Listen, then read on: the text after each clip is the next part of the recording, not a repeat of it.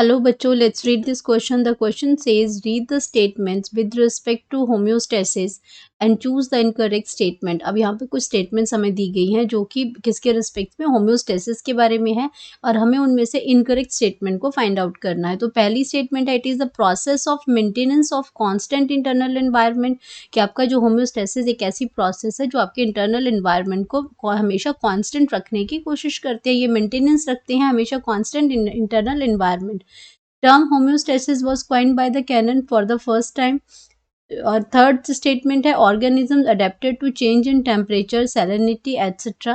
and the most fishes, amphibians, reptiles, plants are homeotherms. तो यहाँ पे 4 स्टेटमेंट्स दिए हैं रिगार्डिंग द होम्योस्टेसिस और हमें बताना है कि कौन सी स्टेटमेंट जो है वो इनकरेक्ट है. तो सबसे पहले हम बात करेंगे की कॉन्सेप्ट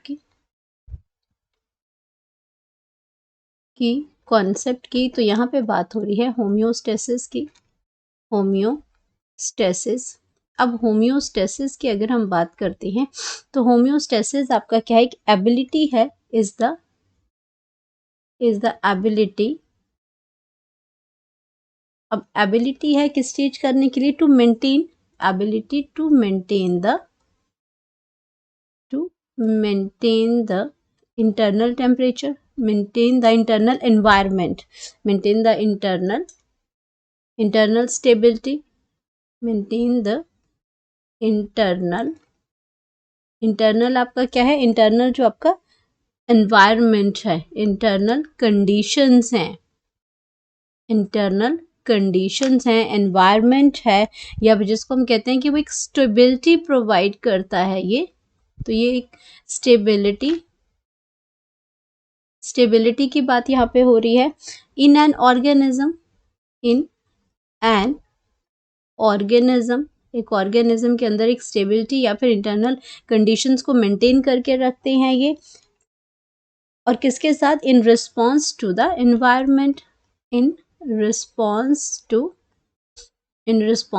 द एनवायरनमेंट. यानी कि जो एक्सटर्नल जो एनवायरनमेंट है उसके अगर उसके साथ कंपैरिजन करें तो इंटरनल जो टेम्परेचर है, इंटरनल जो कंडीशंस हैं, तो आपका ये सारा क्या है, होमोस्टेसिस जो है वो मेंटेन करता है. कैसी कंडीशन है ये, in response to the environment,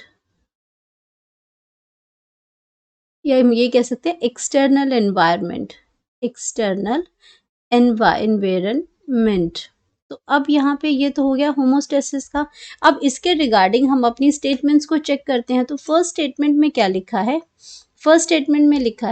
कि ये आपकी it is the process of maintenance of constant in internal environment. तो ये तो हम अपनी डिफाइन में भी लिख रहे हैं, तो ये स्टेटमेंट तो आपकी बिल्कुल करेक्ट है. देन हम बात करते हैं the term homeostasis was coined by Cannon for the first time. अब ये जो स्टेटमेंट है ये भी बिल्कुल करेक्ट है कि हमारी जो ये जो होम्योस्टेसिस की जो टर्म है, homeostasis is coined bye homeostasis. ये जो वर्ड जो है it is coined bye American physiologist थे. अमेरिकन फिजियोलॉजिस्ट हैं, फिजियोलॉजिस्ट है और उनका नाम है कैनन. तो ये जो आपके वो आपके साइंटिस्ट जो हैं कैनन, और इन्होंने 1926 में जो ये जो टर्म जो होम्योस्टेसिस थी ये आपकी क्वाइन की थी. तो ये ऑप्शन बिल्कुल करेक्ट है. देन हम बात करते हैं अपने ऑप्शन बी. जो ऑप्शन है वो भी आपका बिल्कुल करेक्ट है. ये आपकी क्या थी, बी स्टेटमेंट थी.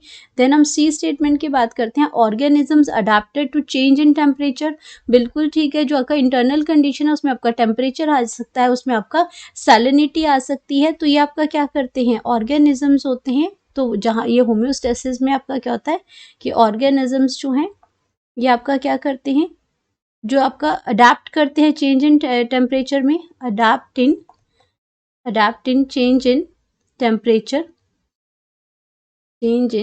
टेम्परेचर. तो ये हम कैसे करते हैं, जैसे इसका एग्जाम्पल की अगर मैं बात करूं, स्वेटिंग. एग्जाम्पल की अगर बात करती हूँ तो एग्जाम्पल हमारे पास क्या आ जाएगा, स्वेटिंग आ जाएगा। तो जैसे ही आपका फिजिकल आप एक्सरसाइज करते हो और आपका क्या है बॉडी टेम्परेचर बढ़ जाता है तो एकदम से आपको क्या है स्वेटिंग होने लगती है। स्वेटिंग से आपका क्या होगा कि आपका इवेपोरेशन होगा, पसीना बाहर निकलेगा बॉडी से और साथ में आपका क्या होगा, जो आपकी जो बॉडी टेम्परेचर है वो कूल हो जाएगा, यू आर फीलिंग कूल। तो ये आपका क्या है स्वेटिंग बेस्ट एग्जाम्पल है ऑर्गेनिज्म में जहाँ वो टेम्परेचर को मेंटेन करता है। साथ में वो आपका सैलिनिटी को भी, बॉडी का जो ऑस्मोटिक रेगुलेशन है, जो आपके सॉल्ट कॉन्सेंट्रेशन है उसको भी ये क्या करता है, उसको भी ये मेंटेन करके रखता है, ये होमोस्टेसिस है। तो ये जो आपका थर्ड जो आपका जो स्टेटमेंट है ये भी बिल्कुल करेक्ट है।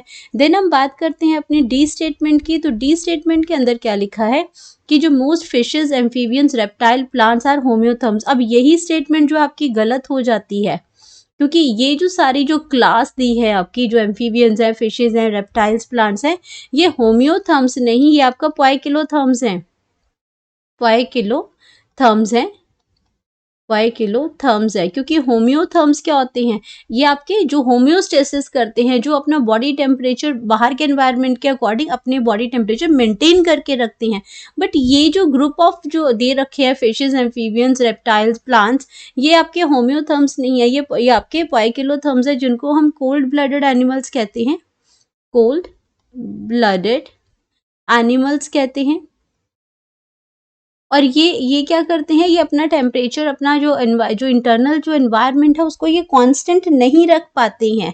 अगर हम बात करते हैं होम्योथर्म्स की, होम्योथर्म्स की बात करते हैं, जहाँ पे वो अपना एक्सटर्नल एनवायरनमेंट के कंपैरिजन में अपना जो इंटरनल टेम्परेचर है और इंटरनल कंडीशंस हैं उनको मेंटेन करके रखते हैं, कांस्टेंट करके रखते हैं। उनमें आपका बर्ड्स आते हैं, ये बर्ड्स हैं एंड मैमल्स हैं। अब मैमल्स हैं, बर्ड्स हैं, वो अगर बाहर का टेम्परेचर बाहर एकदम से चेंज हो गया तो हमारा इंटरनल बॉडी टेम्परेचर चेंज नहीं होता, वो कांस्टेंट रहता है।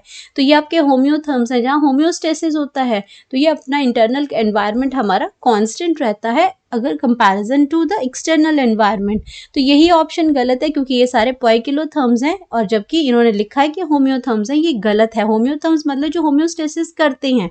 तो ये ऑप्शन गलत है। तो हमारे पास इनकरेक्ट स्टेटमेंट मिल गई, most fishes, amphibian, reptile, plants are homeotherms, ये गलत है।